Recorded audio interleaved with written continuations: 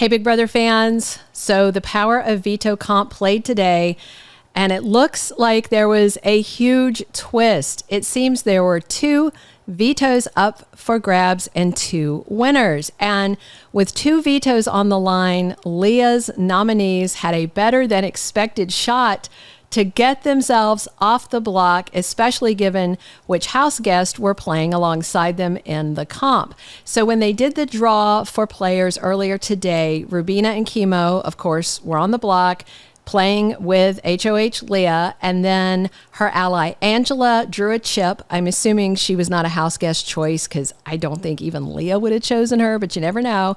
The next 2 players that were drawn are more problematic for Leah's HOH. Chelsea was drawn, and so was T'Kor, and Cam is the one hosting. He has been absolutely hilarious on the feeds, doing one-handed juggling, riding a hobby horse in the yard, doing funny commentary. When Big Brother told them to stop horse playing, he asked, why is there a horse in the yard then? Just cute stuff. So real quick, last night after the nomination ceremony, when Leah put up Kimo and Rubina, Kimo went right to his cot, rolled himself up in his blanket like an angry burrito, and did not really talk to anybody.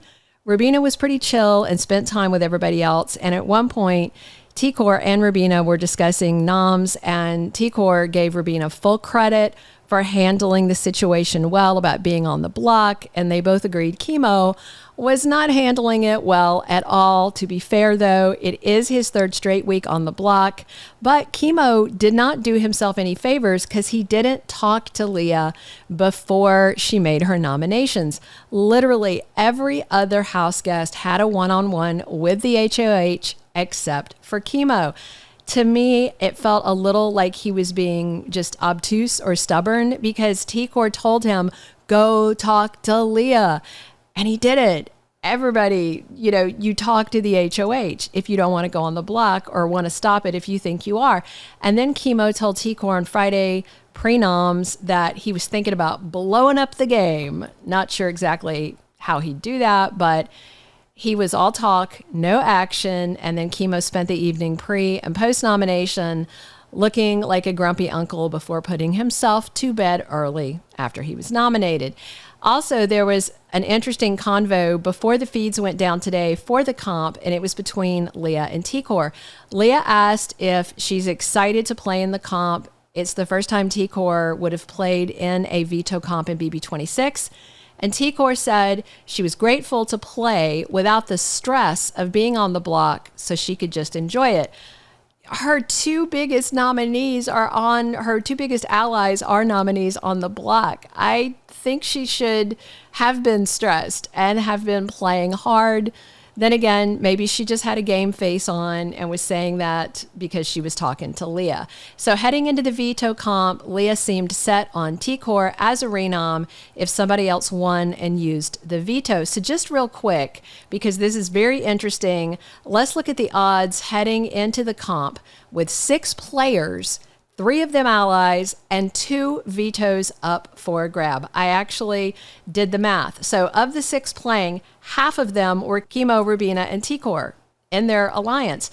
So just right away, even with 1 veto up for grabs, they had a 50-50 shot of winning. And with 2 vetoes in play, by the way, an 80% chance that one of that 3 should have won a single veto. But nope, they were shut out. When the live feeds came back up today, the immediate assumption was, oh, Leah won the Power of Veto because she had a type of veto medallion around her neck. But it wasn't a golden Power of Veto medallion. It was a janky Power of Veto. It's kind of red and sort of strange looking. And so people were like, okay, she won, and they just gave her a weird veto. But then you could see on the live feeds that there's the traditional Golden Power of Veto medallion lying on the counter at the Junkies knock 'em down baseball throwing game. Angela wasn't wearing her medallion. Maybe it's too hot in the yard because it is just a big piece of metal. And the live feeds also reportedly had Angela saying she didn't have a place to hang it. You know, there's that hook in the house. So maybe that's why she put it on the counter. I mean, they're on cots. They don't have a dedicated area. But with her not having it on and it not being immediately in sight, when the feeds came back, it caused some initial confusion. And bottom line is that the Alliance of Three didn't get the job done. And that means with Leah and Angela both winning, Leah should still be firmly in control of the game. You know, Angela's on the outs with most of the house guests, aside from Leah and Mackenzie. I'm betting she's going to play it how Leah wants. So assuming it is Angela's golden medallion lying there, I also assume she has the traditional power that goes with it, the ability to take someone off the block. The janky power of veto that Leah has probably has some oddball powers. Like maybe she only gets to play it if Angela played hers first. And if so, that would get so much blood on Leah's hands if both vetoes were played.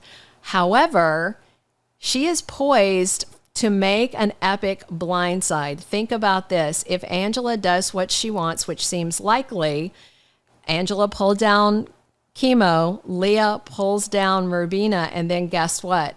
Epic blindside. Leah as HOH renoms Chelsea and T'Kor as the final two nominees. That would be a boss move, but Leah would be drenched in blood if she did it. But man, what a resume builder. Leaving noms the same with Kimo or Rubina heading to jury house is the safe play. Of course, there's a chance Angela could go rogue and play her veto even if Leah doesn't want her to. And I don't know if Leah is then required to play hers or if she still has the option to not play it. You know, they could conspire and really shake up BB26 in a big way. But, you know, Cam isn't on Leah's radar. Mackenzie's not there. Angela's cool with both of them. It really limits the field of who could be renommed to the Power Three and Chelsea, who did send Quinn packing on Thursday in her HOH. Now, she didn't vote to send him out, but she didn't have to put him up as the renom. Although, if she didn't, it would have been Leah packed off to jury, but I don't know if Leah knows that. So, by the way, a double veto prize is not entirely unprecedented. Way back in BB Season 2, there was a double veto, but in that case, there was one winner that had a double veto power. So if they played it, then they had to take both nominees off the chopping block, which would force the HOH to make two replacements. I don't think it was played back then. And since the whole theme of this week is janky, them having double prizes at a carnival themed event is understandable. So that's our Power of Veto update. It looks right now that they played some sort of janky comp and two vetoes were up for grabs. One, the standard golden power of veto, and the other with some powers to be determined. TBD POV. Hopefully we will learn more on the live feeds, but right now they're not talking game. They're not talking about the comp. They're just talking random stuff, eating ice cream, doing baby talk with their stuffed animals and all that good stuff. So check back here for another update soon from the Big Brother feeds. Thank you for being a loyal listener. Follow us wherever you get your podcast, because you don't want to miss the next episode. Soap Dirt is on all the major podcast platforms, including Apple Podcast, Spotify, iHeartRadio, and more.